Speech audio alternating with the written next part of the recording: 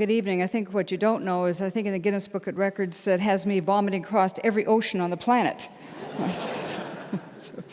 Anyway, it's great to be here tonight. One of the things that drew me here was the fact that you had a countdown clock, and I'll go anywhere for a launch or a countdown clock. So,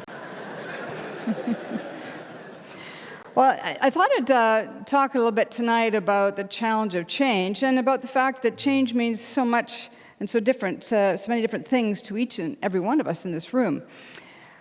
So the idea that what change means to me, or a challenge, is probably different for everyone as I go across this room and look at you all. And maybe at the end of tonight's talk, you'll have a better alignment of what I consider change is all about, and certainly what challenges are all about. It's easy to go and talk about people having to change, and we usually get to it by different mechanisms. Quite often, we are pushed into change or pulled, and this is something that makes us sort of just take the stuttering steps. This is not the kind of change we really, really want. It's something that's foisted upon us. And as a physician, I've quite often seen and spoken to people who have sudden changes in their medical status or in a loved one's medical status, and that is just trying to push them into some place where they never thought they'd ever be. Of course, then there are the people who find the winning numbers to the lottery tickets. I don't know where they are. It really amazes me. Go down this one street in Toronto, and there's this soothsayer telling a fortune. And I've always wanted to go in there with a lottery ticket. But I assume if they were really good, they probably wouldn't have to say that they could tell the fortunes of everybody, because I think people would really want to know where they're going in life. And so people who stumble along with a winning lottery ticket, they stumble, and sometimes they actually go backwards and don't really go forward with any kind of change in who they are or what they can do with that. So the best way, I think, is to actually choose to do it. And by choosing to change and choosing to accept challenges and actually try to find them, we can actually find out who we really are. Because I hope that no one in this room knows exactly who you are. I don't yet. I turned 65 last year, and I'm still working on it. Because every challenge makes me see a different side of my capabilities, a different way of applying my knowledge and my experience. And if I look at the conventional way of looking at life, you know, the old thing, we have to have capacity, you have to have a skill set, and you have to have an opportunity to be able to show all that stuff off. But what happens with all of this stuff is that when we look at capacity, it's something that we define according to whatever the situation we're in. The skill set, the same thing. What do I need today? What do I need for the next 4 years? And opportunity, well, that's luck, but sometimes we can actually make luck happen. When we look at all of that, this is all defined by what we know. We know there's a university. We know the courses. We can read the calendar. This stuff is all known, and it is very, very constraining. I went to university for 18 years without repeating 1 year. I felt that I didn't know enough, and if I had time, man, I'd like to go back. There's a couple more degrees I'd like. In fact, I'd like to come to Waterloo, for example, and do an engineering degree. I mean, there is so much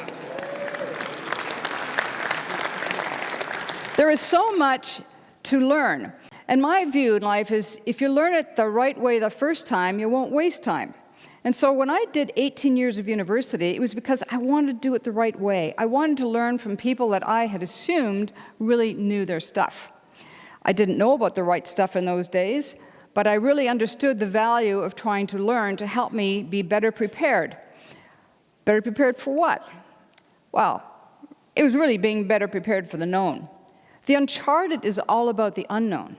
So how do we take a skill set that has been constrained by what we know and turn it around for us to be engaging the unknown? How then can we challenge ourselves to change? Because change is all about that movement into the unknown. How can we take that skill set? How can we use it? Is it good enough? How do we know when it's good enough?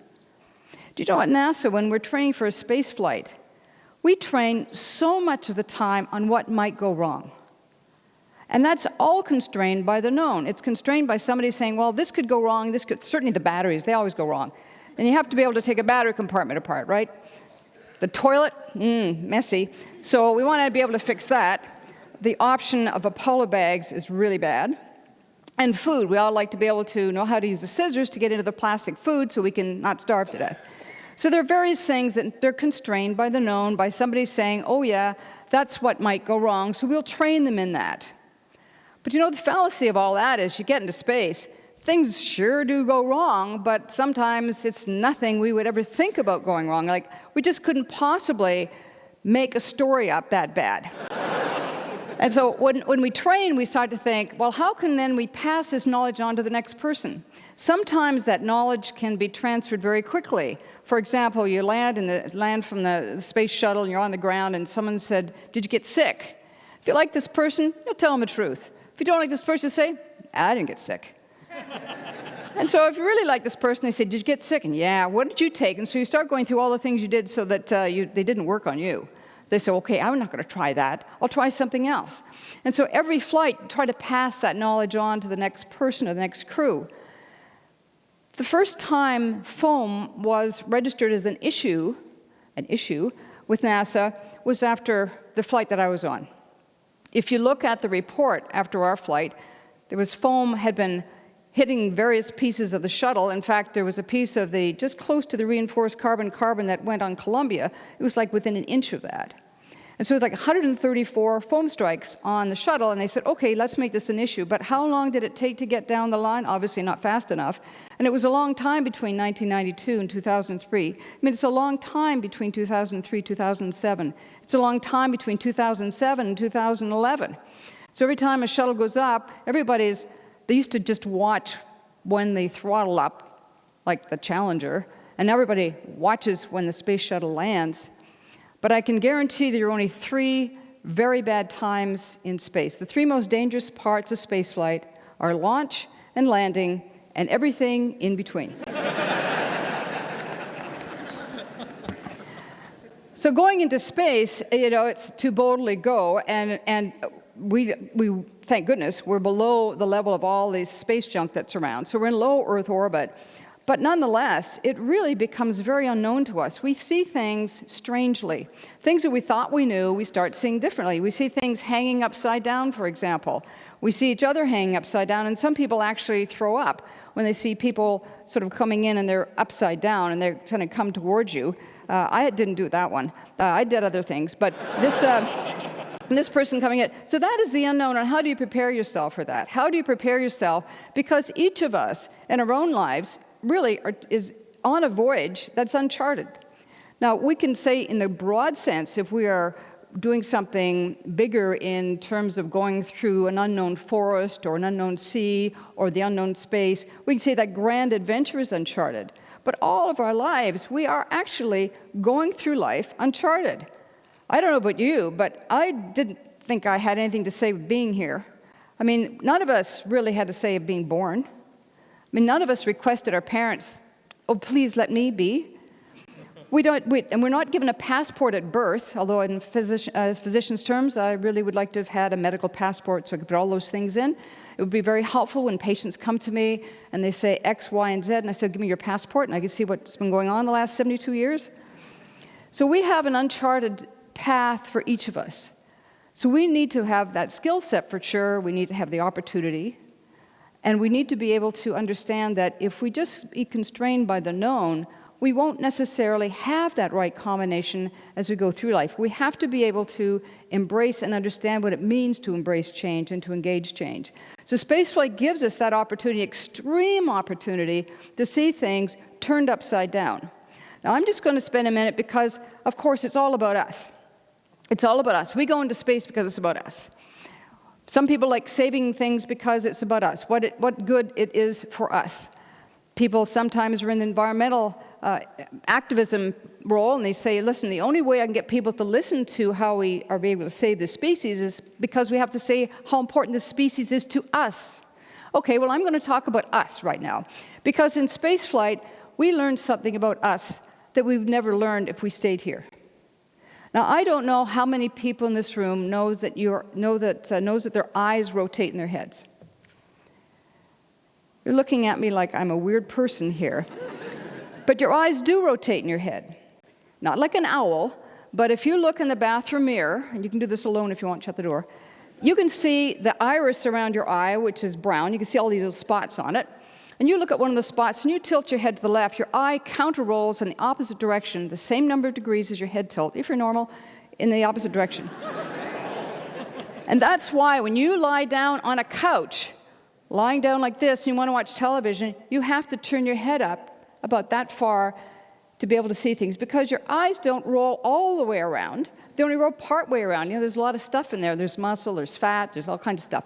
So it slows the eye, the globe down, so you can't rotate your eye completely around. But that reflex is set up because there's part of your inner ear that senses sudden shift in gravity. You tilt your head to the left, you don't have to think about it, your eyes roll to the right. You trip over something, your hands go out. You all know about that reflex. Well, guess what? After 48 hours in space and there's no gravity, what does your brain do? Ixnay, no more reflexes like that. So what is a pilot going to do coming back? Well, quite often, you know, when we're taught how to fly, you're looking all over the place, you're looking around the corners. What would you do if you come back from space, you start turning your head like this? Your eyes are not rolling, they're going sideways. So this is the really difficult part of landing the shuttle.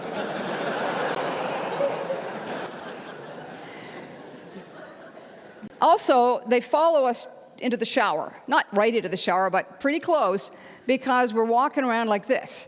We lose complete midline tone. If I was offered 1,000, I used to say 1,000 American dollars, but today it would be a loonie, at the end of the bed, and had to do one sit-up, I wouldn't have been able to do it. I have seen 250-pound men, I'll be kind, on beds after the space flight, and they've been left after all the testing's been done, and suddenly they start rolling off the bed. I've seen astronauts, I've been behind astronauts, who have rental cars, driving like this. So this is about change, about what we learn about ourselves, that we can change without us even knowing it. And anybody in this room who says they can't change, let me at them, because there are things that we can do that make us better, because we have the ability in our brain to make that change, but with 3 caveats that I'll give you tonight. One is we have to want to. We have to have that disposition to change. And energy is a huge thing. I don't know how many more things are going to be put in your day. How many of you tweet, you blog, you do this, you do that? When do you have time to eat and go to the bathroom? I mean, they don't talk about that in the real world, but you have to put it all in. And people sometimes, the energy gets dissipated. They can't start the activation energy, they have inertia, they just can't get to it. So they may have the disposition to want to change. Your body certainly has the capacity to do it. We know the brain has this plasticity and it can change. We have a day down for every day up in space, where our bodies pretty well get back to where they used to be. But the brain needs to have it repeated.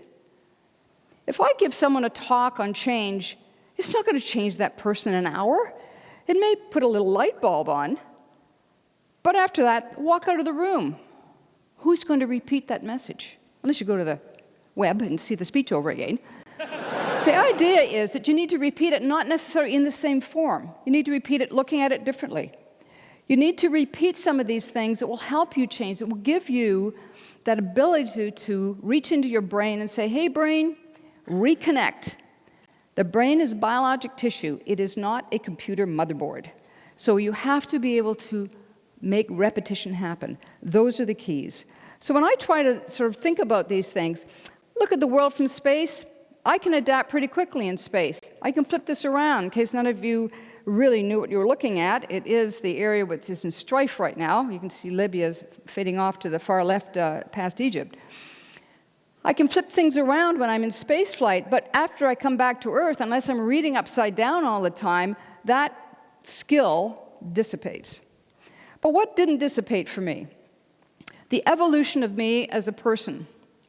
Not because I can read upside down, not because I can look at maps upside down, but because of what I saw, how I saw it, but the most important thing is how I wanted to use it. I wasn't necessarily coming back. I did space medicine research for 10 years as the head of an international group, looking at how blood flow in the brain changed in spaceflight, how the nervous system changed that gives us symptoms of the same type of things we see in Parkinson's patients or stroke patients, spinal cord injury. We see these things in astronauts when they come back, and yet they recover. So many more things to learn. So how am I going to use this knowledge? Well, you know, as I get on a little bit in years, I realized that I wanted a different type of a vehicle for this perspective I had in space. To be able to see the planet upside down, see writing upside down was okay. It's kind of fun. Kids like the story of being like Spider-Man hanging off the wall and eating. That's really good stuff. And I can entertain them for a while about how to use the toilet in space. But it comes down to it, real meaningful things that come from it, things that actually will make society move, is to be able to share this knowledge in such a way that you can improve the lives of others. And so what I did was, for a while, I was looking at my footprint. This isn't it. Some lawyer asked me once what it was like on the moon. I really had to reassure him that I hadn't been to the moon, and neither had any other Canadian, that it was going to be a while. So I looked at my own footprint and the kinds of things that really were important to me, whether it was the environment, leadership, all those kinds of things. It was very important for me to say, okay, what are you going to do now as a physician, as a scientist, as an astronaut, photographer? I trained at the Brooks Institute of Photography in Santa Barbara, California, to get another piece of paper. 18 years wasn't enough. And I went out into the field with these large format cameras to take pictures, especially of the Canadian Arctic, over which we did not fly. I wanted to take pictures to be able to show people that we were living on a planet and how wonderful this planet was. This planet is unique. Show me a tree somewhere else.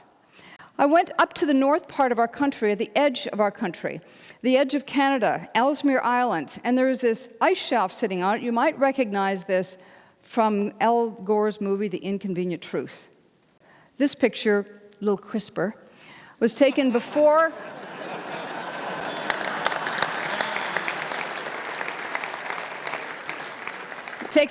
the big crack, one of the two big cracks, came through this ice shelf, and the ice shelf is now split. This ice shelf lived for, about 100 times, I guess it was about 10% the size now it was 100 years ago.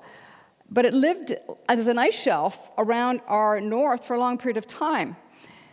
The interesting thing to me was that there's life within these turquoise pools. So I found myself, all my life, wanting to take photographs of things in an artistic way. And then I wanted to take things to explain the science. So that turned me into now developing a charitable organization called the Roberta Bondar Foundation, where we're going to infuse art with science and science with art. We're going to help people, all age groups, be able to train their cameras better on the environment, to understand it better, to understand how to take more artistic photographs, but to understand what are the elements that teach us about science, especially environmental science, within that photograph. Because I still change. And when I look at the picture of me when I was younger, and I was wearing a pith helmet with the binoculars, and I start thinking about the kinds of things that were important to me then, about the unknown and the uncharted. I look at myself now, grown up a little more, always wanting to change with the unknown. And that I wish for all of you. Engage, enlighten, and be enlightened.